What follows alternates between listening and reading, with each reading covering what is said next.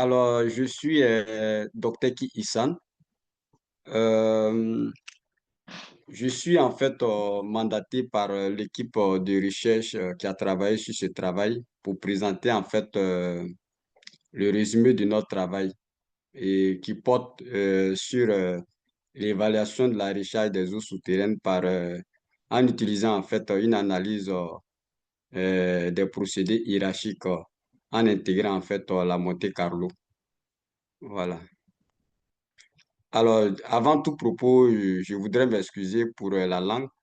J'avais déjà envoyé un message aux organisateurs disant que pour des raisons indépendantes de ma volonté, voilà, je vais communiquer sur le travail en français, mais le PowerPoint sera en anglais. Voilà. Alors, donc, en ce qui concerne le contexte de ce travail, il faut dire que les ressources en eau souterraines représente la principale source d'approvisionnement en eau potable dans la bande sahélienne, où la pression climatique et démographique accentue les besoins en eau en gestion durable.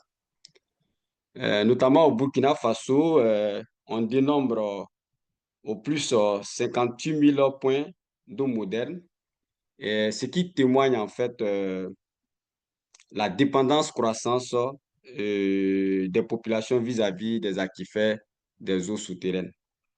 Cependant, cet aquifère est fracturé, discontinu, ce qui rend difficile la capture en fait de ces eaux souterraines. Alors, la compréhension des processus de recherche naturel reste particulièrement limitée avec une forte variabilité spatiale encore mal maîtrisée. Alors, dans ce contexte, les systèmes d'information géographique et de la télédétection offrent des outils performants permettant d'intégrer plusieurs critères environnementaux pour pouvoir identifier en fait les zones potentielles favorables à la recherche. Bien que la méthode analytique hiérarchique des procédés soit largement utilisée pour cette intégration multicritère, elle souffre néanmoins d'un certain nombre de degrés de subjectivité liées au jugement des experts, et notamment dans l'attribution des poids aux paramètres, ce qui appelle au développement d'approches plus robustes et moins dépendantes de l'expertise individuelle. Alors, dans ce cas, nous avons décidé d'intégrer euh, la Monte Carlo à la méthode AHP, voilà, qui dépend en fait des jugements des experts. Et notamment, cette méthode AHP entraîne souvent des subjectivités très élevées, notamment l'intégration des poids et à la définition, d'où les experts peuvent se tromper. Alors, en intégrant en fait cette méthode Monte Carlo, on arrive à avoir en fait un modèle encore plus robuste. Alors, de manière générale, quel est l'objectif de cette étude? Cette étude a pour objectif d'évaluer en fait la recherche, voilà, du bassin du Niger en intégrant en fait la méthode Monte Carlo à la méthode AHP. Et de manière subsidiaire, euh, c'est de produire les cas thématiques, des cas thématiques de recharge. Ensuite, analyser la sensibilité de Monte Carlo intégrant à la méthode AHP. Ensuite, cartographier les zones de recharge et valider ces zones de recharge par 1160 points piezométriques qu'on a obtenus de la direction des ressources en eau du Burkina. Ensuite, faire une étude comparative entre la méthode AHP et la méthode Monte Carlo AHP. Alors, en ce qui concerne la géographie de la zone d'étude, il faut dire que euh, le bassin versant du Niger est situé au Burkina Faso, notamment au nord-est, avec une superficie de 58 500 km², dont la géologie est représentée par une formation paléoprotérozoïque constituée de basalte, de schiste et de quartzite. Alors, comme nous l'avons évoqué, les aquifères sont discontinus, c'est-à-dire fracturés, et la piézométrie varie entre, la profondeur des niveaux d'eau varie entre 5 et 30 mètres, dont l'altération tourne autour de 10 à 80 mètres. Il faut dire que dans la zone, l'activité minière est fortement développée, ainsi que l'agriculture, ce qui fait que la demande en eau est extrêmement élevée. Alors, quelle méthode avons-nous adoptée pour atteindre nos objectifs? Alors, le diagramme qui se présente sur ce slide résume un peu notre approche de manière générale méthodologique. Alors, elle consiste en fait à extraire différents paramètres venant de données multisources pour pouvoir cartographier en fait les facteurs qui permettent d'identifier les zones de recherche. Il s'agit notamment des types de sol, de la lithologie, de l'occupation du sol, de la densité des linéaments ou du moins des fractures. Ensuite, de la densité du réseau hydrographique et de la pente. Alors, tous ces éléments ont été classifiés de manière hydrodynamique, bien entendu en fonction de leurs propriétés hydrodynamiques. Ensuite, qui nous a permis d'affecter en fait le poids à chaque paramètre. Et nous avons utilisé la montée Carlo à la méthode AHP pour faire une simulation afin d'avoir le poids de la méthode AHP et de la montée Carlo. Et ensuite, nous avons agrégé l'ensemble pour avoir une carte provisoire qui a été validée en fait par les données de puits, voilà, de la piézométrie, c'est-à-dire les niveaux d'eau. Et cette validation a été confirmée par la courbe AUC-ROC.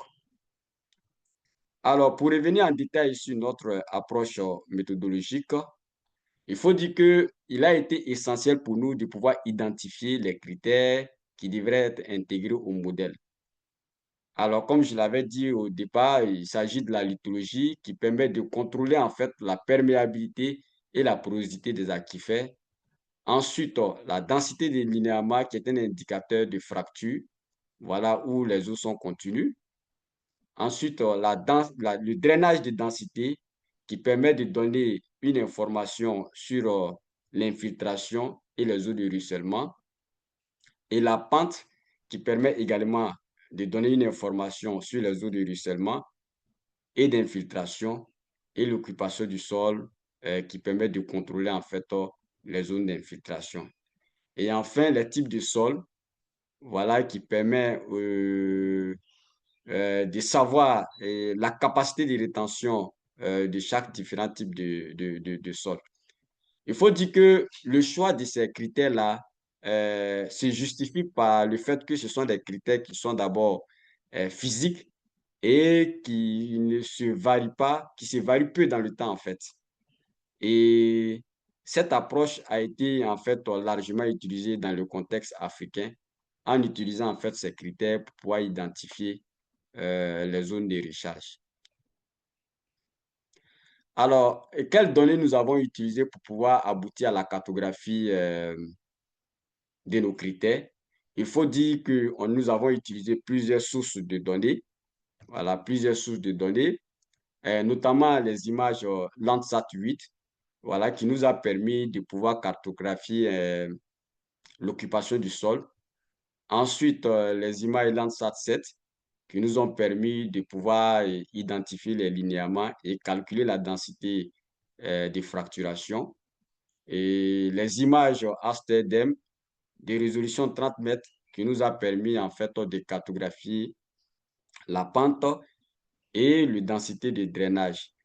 Alors, en marge de ces traitements, nous avons utilisé aussi des données où on a retrouvé en fait des bases de données sur la géologie de l'occupation du sol et de l'occupation du sol et des types de sol, des bases de données au Burkina qui ont permis en fait de valider nos différents traitements que nous avons eu à exécuter sur les images.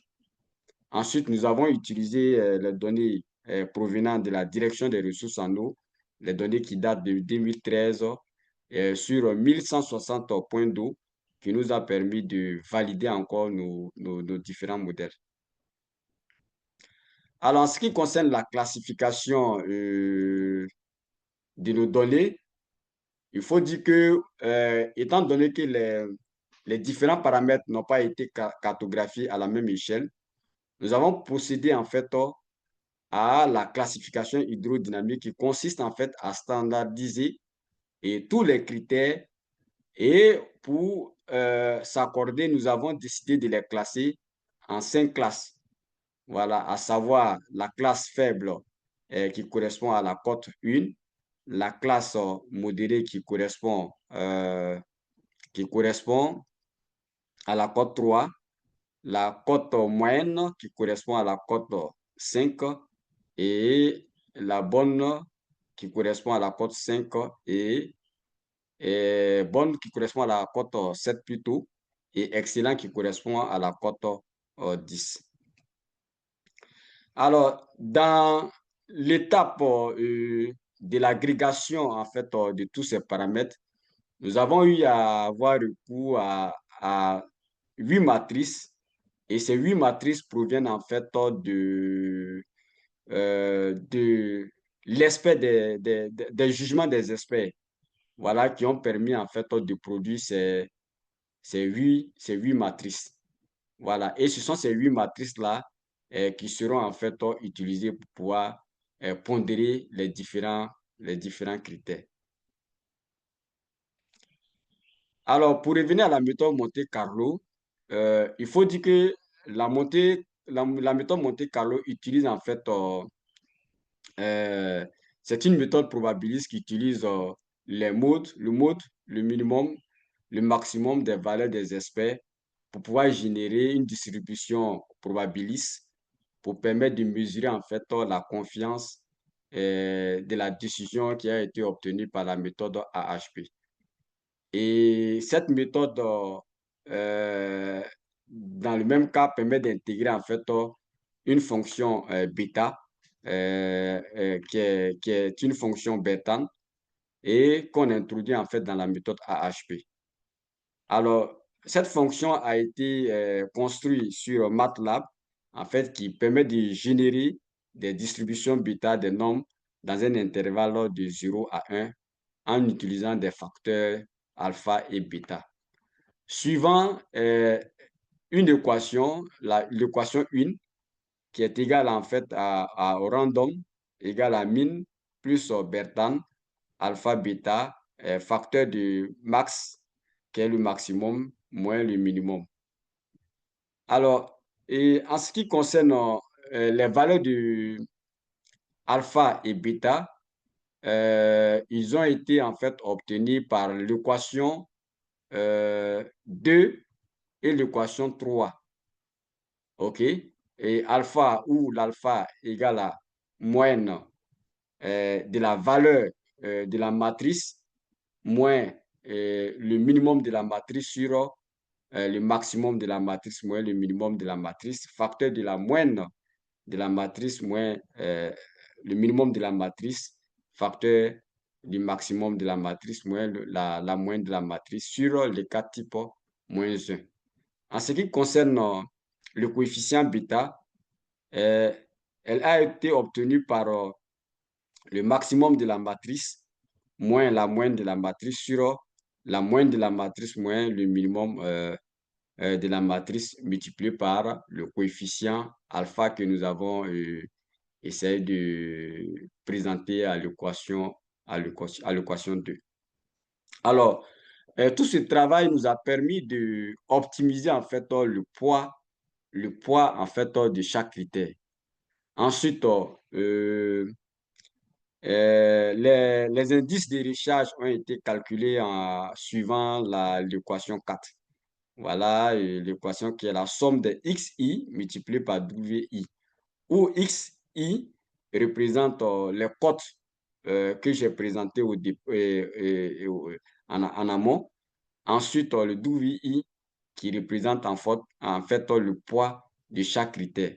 Et nous avons validé par la suite nos modèles par la courbe ROC-AUC.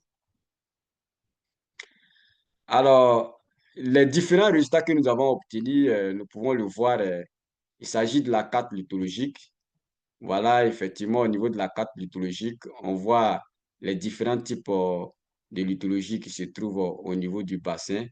Voilà, il s'agit des roches vertes, des gneiss, et des granites, des basaltes et des paragneiss. Alors, en ce qui concerne la densité des linéaments, on peut dire que cette densité varie entre 0,1 et 0,6 km-1. On constate que dans cette zone, dans cette localité, la zone de Gorom de Dori, de Bokande et de Gaïeri présente une forte densité de linéaments qui indique en fait probablement une zone à forte recharge, contrairement à la zone de Djibo, de Boussa, de Seba, qui indique en fait une zone de faible recharge. Alors, en ce qui concerne l'occupation du sol, voilà, on a vraiment l'occupation du sol de type tropical, hein. On a des plans d'eau, des types de savane, des forêts galeries, des sols nus, etc. Et au niveau des densités hydrographiques, on a les valeurs qui tournent autour de 0,07 à 0,18. Et là encore, on voit que les zones de forte densité hydrographique sont à l'extrémité nord du bassin, tandis que le centre occupe des zones de densité hydrographique faible. Alors, en ce qui concerne les types de sols, on a les sols ferrugineux, à section skid, et les sols hydromorphes, et etc., etc. Au niveau des pentes, on voit que la pente de la zone varie entre 0,3 et 12%. Et les zones fortement élevées se trouvent euh, au nord et à l'extrême droite de Djibo, autour de Bokande, de Boussa et de Seba. Alors, quelle valeur avons-nous obtenu par cette démarche? On peut observer qu'au niveau de la méthode AHP, la densité de linéament tourne autour de 0,24, tandis que la pente tourne autour de 0,24 aussi également, et l'occupation du sol autour de 0,17, la lithologie autour de 0,24, la densité de drainage autour de 0,04 et le type de sol autour de 0,04. Et ça, c'est ce qui concerne en fait la méthode AHP. En ce qui concerne la méthode Monte Carlo AHP, on se rend compte que la densité des linéaments encore obtient un bon poids qui indique en fait le facteur le plus dominant dans cette étude, et suivi de l'occupation du sol qui tourne autour de 0,2 et de la pente 0,1, la lithologie 0,09, la densité de drainage autour de 0,11 et le type de sol autour de 0,05. Nous retenons que malgré les deux approches, c'est-à-dire AHP et Monte Carlo AHP, on se rend compte que cette étude démontre que les densités de linéaments sont les facteurs les plus influents dans cette cartographie des zones potentielles de recharge. Évidemment, les sols aussi sont importants à cause de leur capacité à retenir de l'eau et ainsi que l'influence de la lithologie. Alors, en ce qui concerne les résultats et concernant la modélisation spatiale, Alors, au niveau de la méthode AHP, on se rend compte que la zone de Gorom Gorom et de Dori, de Bokande, Pristama, qui ont montré en fait des zones qui sont fortement fracturées et montrent également des zones qui sont des potentielles zones de richage, contrairement à la zone de Djibo, de Siba, de Boussa, etc. Alors, en revenant en fait à la méthode Monte Carlo AHP, on se rend compte que cette approche a permis en fait d'élargir, d'agrandir les zones de richage, c'est-à-dire cette méthode a été très flexible, voilà, permettant ainsi de pouvoir bien dégager les zones de recharge. Alors, et pour pouvoir confirmer cette approche cartographique, comme nous l'avons dit, nous avons utilisé la méthode ROC à partir des 1100 points piezométriques et pour voir la correspondance des classes, des différentes classes des zones de recharge. Alors, on se rend compte que au niveau de la AHP, la valeur de la courbe ROC tourne autour de 0,75, ce qui témoigne que cette approche est bonne.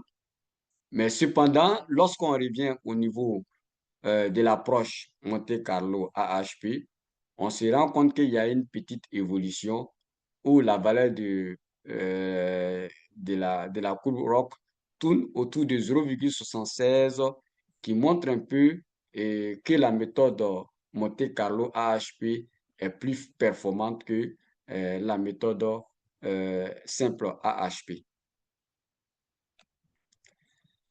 Alors, en ce qui concerne euh, en ce qui concerne notre conclusion, nous pouvons dire que la méthode, l'intégration de la méthode Monte Carlo à la AHP a contribué à améliorer en fait notre approche méthodologique. Il faut dire que la méthode AHP en fait a permis de réduire la subjectivité et des experts dans leur approche d'affectation de poids aux différents critères. Alors, ce qui a été confirmé évidemment par la courbe AUC ou au niveau de la méthode Monte Carlo AHP, on a eu les valeurs de la courbe supérieure à la méthode AHP simple qui tourne autour de 0,76, qui confirme encore la performance de cette approche. Alors, ce que nous pouvons dire, cette étude peut être reproduite en fait dans un contexte africain, ouest-africain, où on a pratiquement les mêmes types d'aquifères. Donc, c'est un support vraiment stratégique qui permet de gérer les ressources en eau souterraine. Alors, en guise de recommandation, nous avons proposé en fait les zones de richage qui ont été identifiées par la méthode Monte Carlo AHP. Nous demandons aux autorités de nos pays de pouvoir bien les protéger. Ensuite, nous demandons également l'installation encore d'autres sites piezométriques pour pouvoir suivre en fait l'évolution des eaux souterraines. Je pense qu'il serait encore intéressant de pouvoir combiner cette approche avec les données isotopiques qui sont des traceurs très efficaces pour comprendre un peu la modélisation des eaux souterraines. Alors, je vais terminer cette présentation par remercier en fait le laboratoire Géosciences et Environnement de l'Université Joseph Kizerbo et également la Direction générale des ressources en eau du Burkina qui nous a permis d'avoir les données sur les niveaux de puits et ainsi que notre collaboratrice qui se trouve du côté de Tunisie à l'université de Sfax. Et également, on tient aussi également à remercier les partenaires et les reviveurs. En tout cas, leur apport a été très important pour l'amélioration du manuscrit. Voilà, je vous remercie.